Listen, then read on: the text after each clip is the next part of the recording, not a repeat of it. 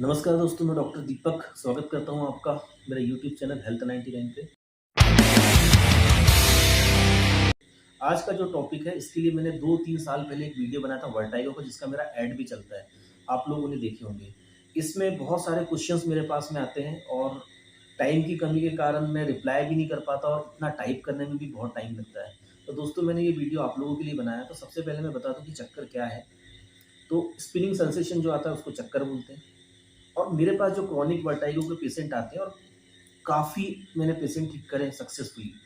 तो चक्कर के बारे में मैं थोड़ा बताना चाहता हूँ आपको, ये कैसे ठीक होते हैं और क्या स्टोरी रहती है चक्कर के पेशेंट की। एक बार किसी व्यक्ति को चक्कर आता है और उस दिन से उसके मन में बैठ जाता है डर कि अब मैं अगली बार फिर से चक्कर खा के गिर जाऊँगा। उसके बाद सबसे पहले वो कंसल्ट करते हैं नियरेस्ट एमडी डॉक्टर से, जहाँ पे उसके बीपी और शुगर की जाँच होती है। डॉक्टर बोलता है आपका बीपी शुगर ठीक है, आपको स्ट्रेस के कारण या किसी कारण से चक्कर आ गया होगा। उसके बाद में भी उसको तो चक्कर आ गए हैं। अब वो उसको डर बन जाता है पूरे मन में कि अभी मेरे को चक्कर तो नहीं आ जाएगा, अभी मेरे को चक्कर तो नहीं आ जाएगा। और चक्कर आते भी हैं, लेकिन गिरता नहीं है वो मरीज़। गिरने वाले मरीज़ एपिलेप्सी के होते हैं। एपिलेप्सी में मरीज़ गिरता है। जिस प्रकार के चक्करों की मैं बात कर रहा हूँ, इसमें चक्कर और चक्कर का डर बैठ जाता है।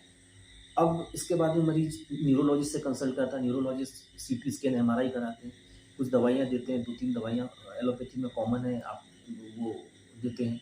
कुछ दिन तक ठीक रहता है, कुछ नींद-वींद की गोलियाँ भी दे देते हैं, कुछ दिन तक पेशेंट कंफर्टेबल रहता है।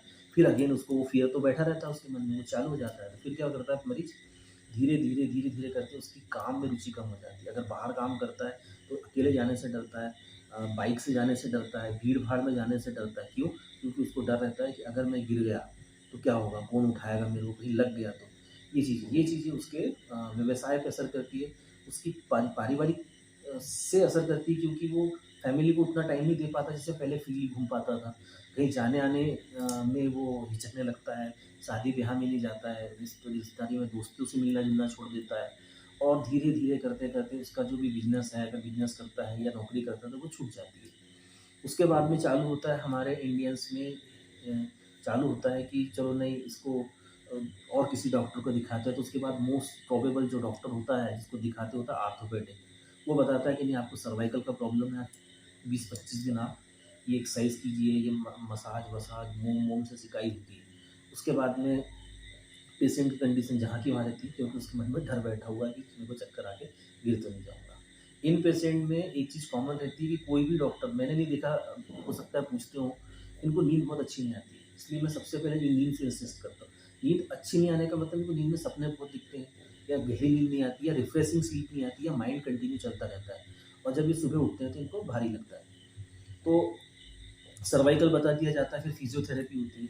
उसके बाद में भी चक्करों से छुटकारा नहीं मिलता। इस दौरान तक पेशेंट का 2 से 3 साल निकल चुका होता है। ये मेरे पास आए हुए पिछले 3-4 सालों में लगभग मैंने 2000 से ऊपर पेशेंट देखे हैं। इसमें लगभग 98% पेशेंटों की यही कहानी रही है।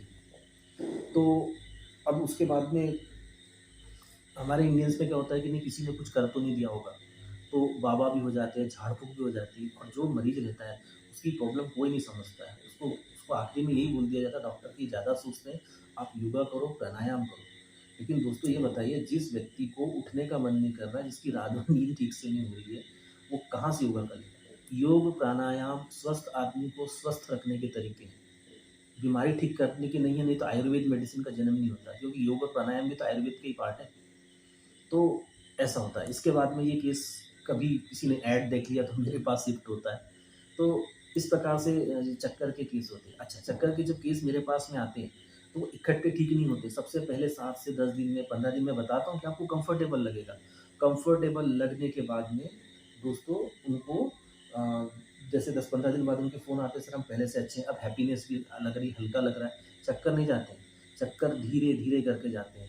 पहले पहले महीने बहुत अच्छा लगेगा, फिर 1 दिन हल्का-सा चक्कर आ जाएगा, सर में कुछ लगेगा। तो ऐसे करते-करते over the span of 6 month, 1 year, 2 year तक भी पेशेंट है। वो धीरे-धीरे इस चीज़ से निकल पाते with the help of homeopathy, और मैंने काफ़ी लोगों को निकाला है। एक्चुअल में चक्कर जो है ना, वो एक प्रकार का नेट है, जाल है। इसमें जो उलझ गया ना, उसकी ज़िंदगी पूरी वहीं की वहीं घूमते हुए रह जाती है दोस्तों। पूरा पैसे से खाली रहता है इंसान, क्योंकि कमाई खत्म हो जाती है। तो सब जगह वो आस भरी नज़र से देखता है कि कहीं से भी हो जाए। इसलिए मेरे पास बहुत सारे फ़ोन ऐसे भी आते हैं कि सर आप ऐसे कर लोगे क्या? हम नहीं दे सकते, दवाई बता दो। तो दोस्तों मैं दवाई बताने में इसलिए सक्षम नहीं हूँ क्योंकि सबकी दवाई अलग-अलग आती है। मैंने अभी एक जो लक्षण होते हैं सबके अलग-अलग होते हैं, उसके हिसाब से दवाई आती है। ऐसी कोई स्पेसिफ़िक दवाई नहीं रहती मेरे पास में कि मैं आपको बता दूँ कि नहीं ये दवाई खा लो और आपके चक्कर ठीक हो जाएँगे। आती है जेलसिनियम, कोनियम, ऐसी बहुत सारी मेडिसिन है जो कि चक्कर के लिए यूज़ होती है, लेकिन हर चक्कर उनसे नहीं जाते हैं। बीच-बीच में मियाज़मेटिक अप्रोच भी मुझे करनी पड़ती है, कई बार काउंसलिंग करनी पड़ती है, समझाना पड़ता है।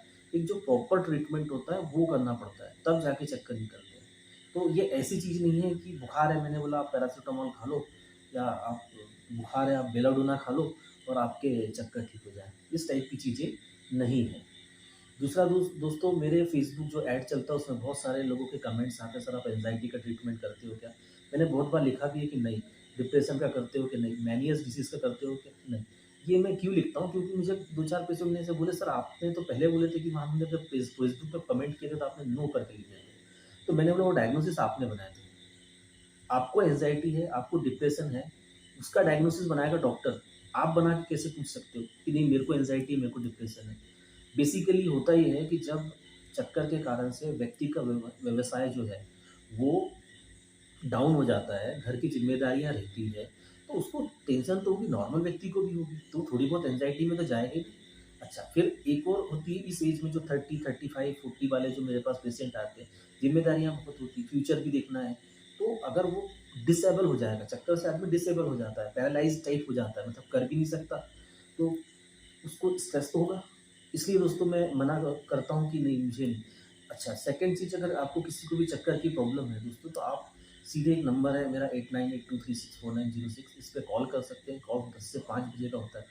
आप कर सकते हैं और कॉल करके बात कर सकते हैं। मैं बात करने का कभी पैसा नहीं लेता हूँ। हाँ, लेकिन अ, पहले मेरे को समझना होता है। हर प्रकार के केस मैं नहीं ले सकता। ऑनलाइन में मैं यहाँ से बैठ के मिर्गी नहीं ठीक कर सकता। मिर्गी में कभी पेशेंट गिर गया, कुछ हुआ, कुछ जानकारी नहीं मिली तो फिर कैसे? जिस प्रकार के चक्कर में ठीक करता हूँ क्रोनिक वर्टाइगो उसके लिए मेरे को पेशेंट से बात करना बहुत ज़रूरी होता है। पहले समझना पड़ता है बीमारी क्या है। तो दोस्तों यही सब चक्कर के बारे में था और चक्कर ठीक होते हैं होम्योपैथी से। नमस्कार।